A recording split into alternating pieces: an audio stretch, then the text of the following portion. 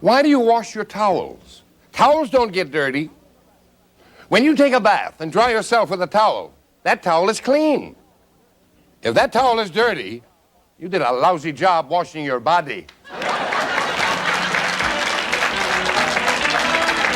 Yes, it's Comedy Tonight, America's most quoted, out-of-context TV comedy club, with Abner the Eccentric, and Gould, Shawn, and me, and the legend, the rumor, the casualty of the show, Bill Boggs, everybody.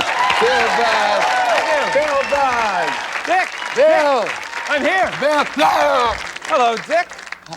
You're Bill Boggs. Indeed I am. What are you doing here? Well, I'm here to give you a special message and to tell our viewers something. What are you going to tell them? Normally on Comedy Tonight, right, when a comedian comes out on the program, we know exactly what that comedian is going to do. They come out, we know what the material is going to be. But when you, Dick Shawn, are on this program, we just like to not know what's going to happen. You're kidding. And turn you loose. Why? We just like to do that. Turn me loose. You mean do anything I really want to do? Yeah, anything.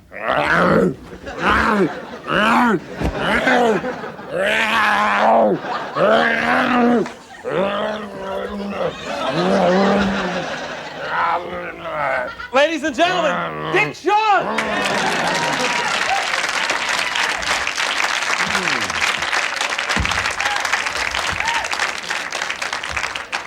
Thank you very much. That's for you.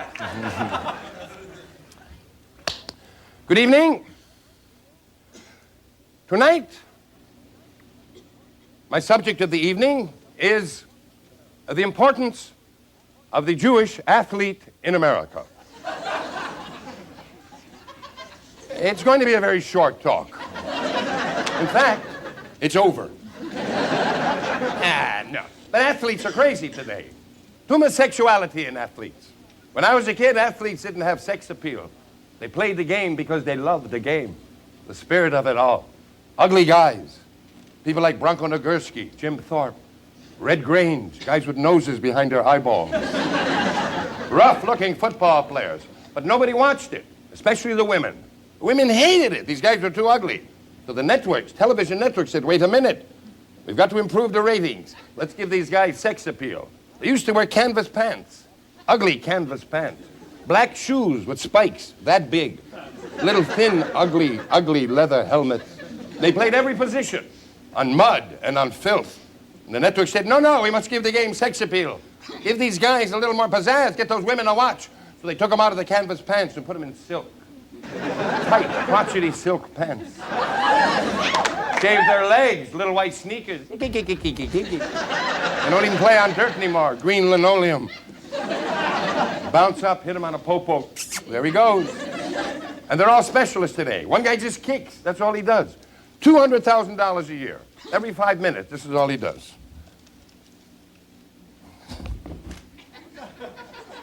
Oh, God. One man throws, one man blocks, one guy tackles. I'm sorry, I'm a tackler. Would you block him, please? Thank you. And overlooking the whole game is a new sex symbol in America, the professional quarterback, an intellectual animal.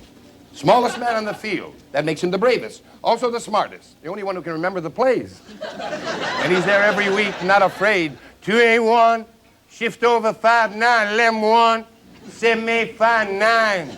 He's not afraid. As 11 men on the other side want to kill him. They're called defensive linemen. Have you ever seen the neck of a defensive lineman? It starts at the top of his head. It goes down to his shoulders. His arms are part of his rib cage. He has webbed thighs. He's sewn up from his knee to his crotch. You can't get under him, around him, or over him. He's 350 pounds, 6'6", runs 100 yards in 10 seconds. Earns his living bumping other 350-pound men called offensive linemen, who are totally offensive. And he's not afraid. He's there every week. 2-8-1, shift over 5-9, 11. The reason he's not afraid, he has some protection. You always protect the brains. He's protected by a man called a center. That's a 250-pound Gentile with a college education bent way over. And the quarterback's tucked up right underneath. 2-8-1, 7-5-9. When I was a kid, the quarterback was 10 yards behind the center, where a man belonged. But the network said, no, got to give the game sex appeal. Bring him up underneath. And there he is every week, 2A15911.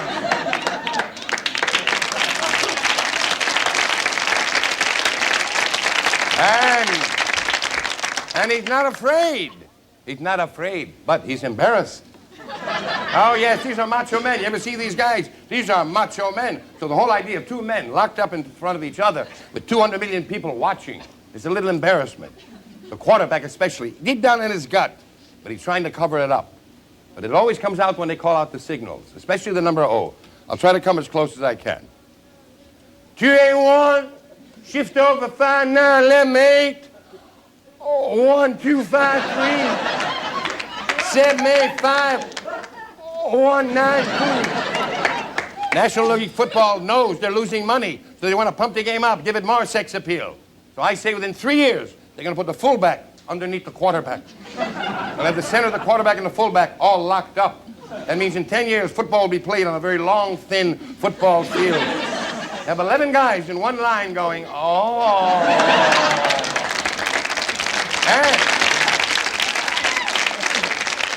And 11 guys on defense going, no. And no referees, 4 guys flying around with red balloons going. I think I'm finished. Good night, and thank you very much.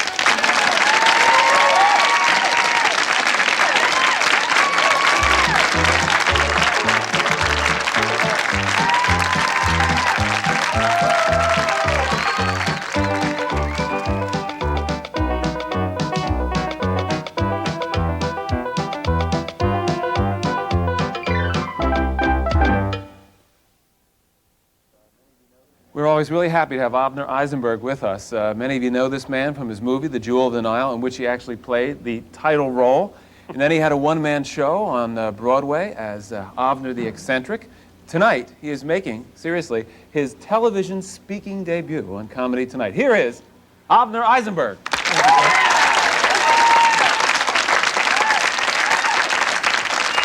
Thank you. Before I start my routine, I asked a special favor of Bill if I could do just a, excuse me, if I could say just a few, God, excuse me a second. It's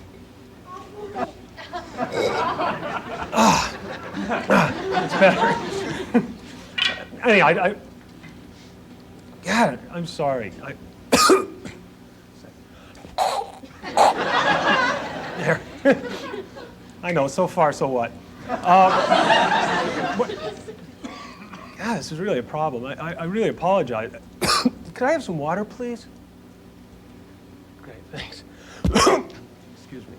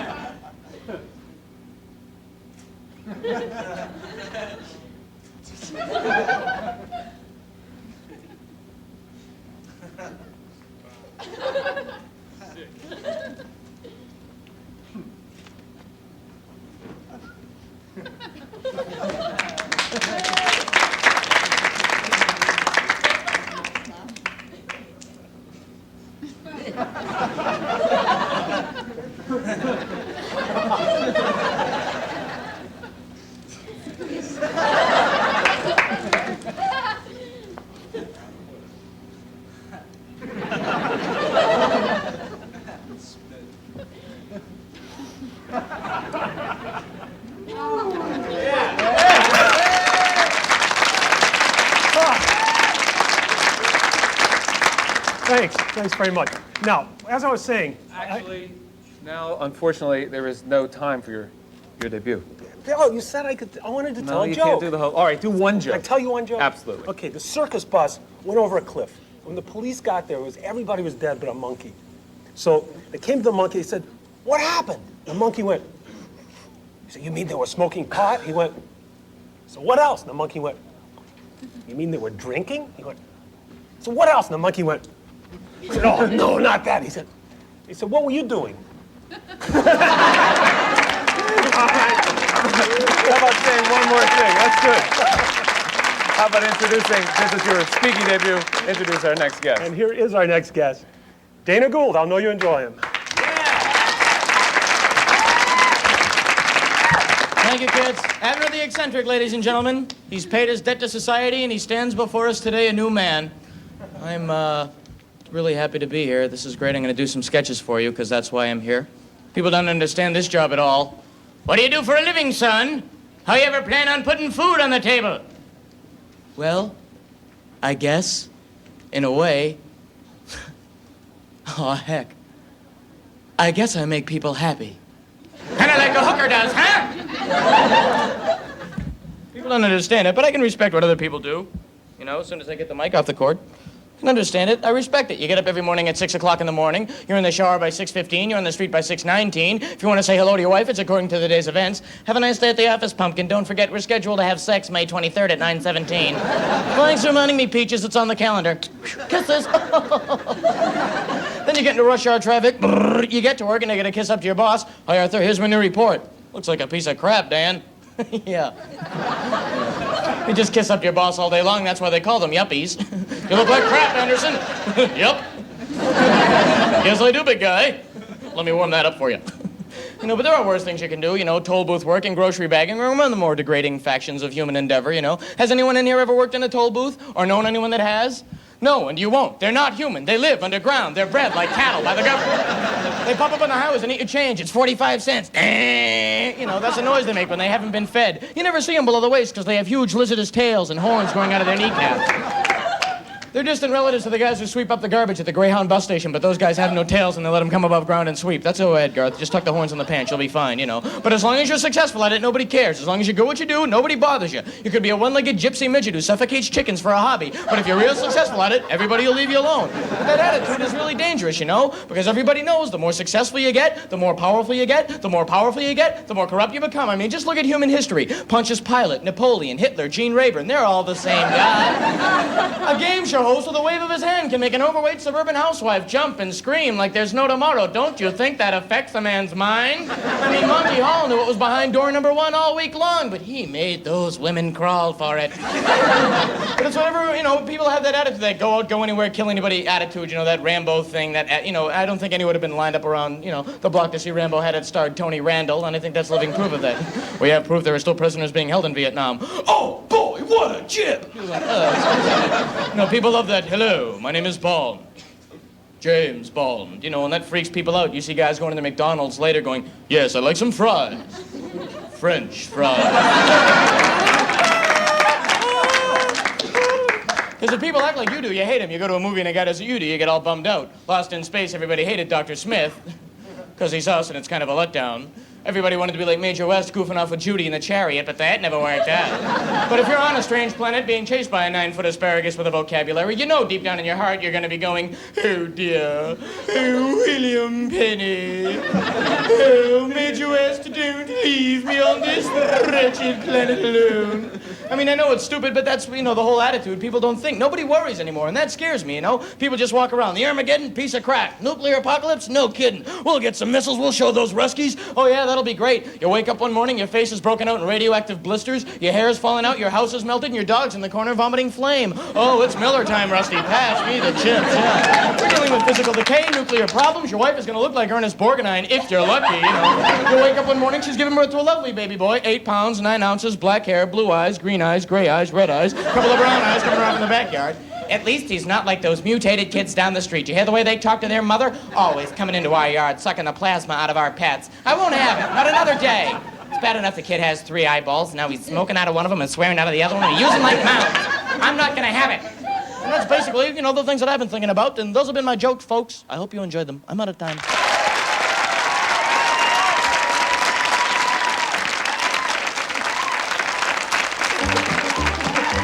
We'll be right back with some living comedians after this. Abner, how do you do that? I don't understand that.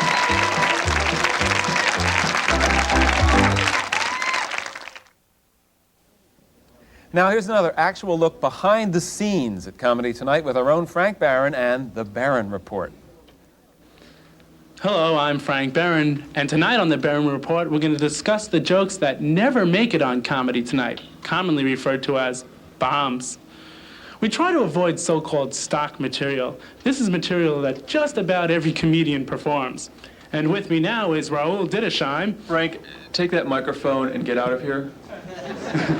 With me now is Raoul Dittesheim, whose job is to make sure we only have the finest jokes on Comedy Tonight. Raoul's going to cooperate with me because I finally have my own little mini-series here. Raoul, tell us about your job. Well, Frank, I work with the comedian's material and make sure that each joke ripens to perfection, for we'll tell no joke before it's time. And believe me, I'm underpaid for this work. Well, what are the categories of stock jokes that we try to avoid?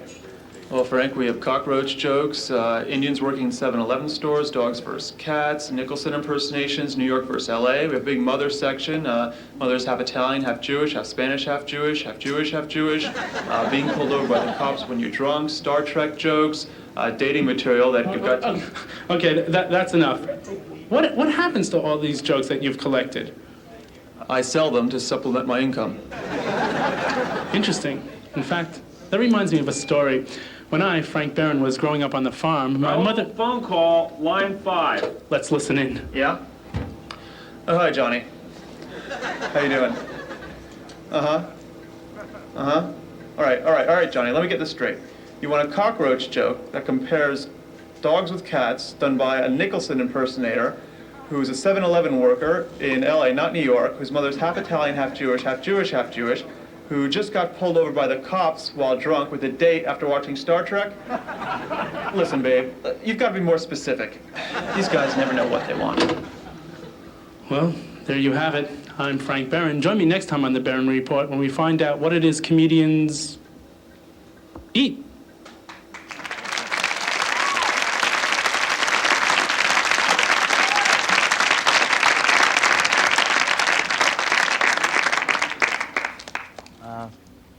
Excuse me, Mr. Shawn? Hi. I hear you're a real nice guy. What do you want? I was just wondering if you saw my routine, and maybe, being in the business a while, you might have something to say to the fledgling young duck of a comedian that I seem to be. Well, from what I've seen from your routine there, you talk too fast. Oh, you think I You talk? should slow things up. Let each word soak in to the audience. Let them understand where you're heading. Then when you get to the punchline, they know where they're at. Oh, you think so? Like, Yeah, surely. Just do one of your stories and let's see your tempo. well, if you're on a strange planet being chased by a 9-foot asparagus with a vocabulary... No. Much too fast. A little slower. Well, if you're on a strange planet being chased by a No. Still too fast. Slow it up. Slow it up. Let the words sink in. Sink in. Well, if you're Good. on a Great. strange planet So funny. being chased by a 9-foot asparagus, Okay, what's the punchline? I don't know. When I go this slow, Right. I forget the end. Thanks. I'll do anything to kill those young comics. There are too damn many of them, 800,000 comics. Every one of them under 21. Sick. Keep talking slower.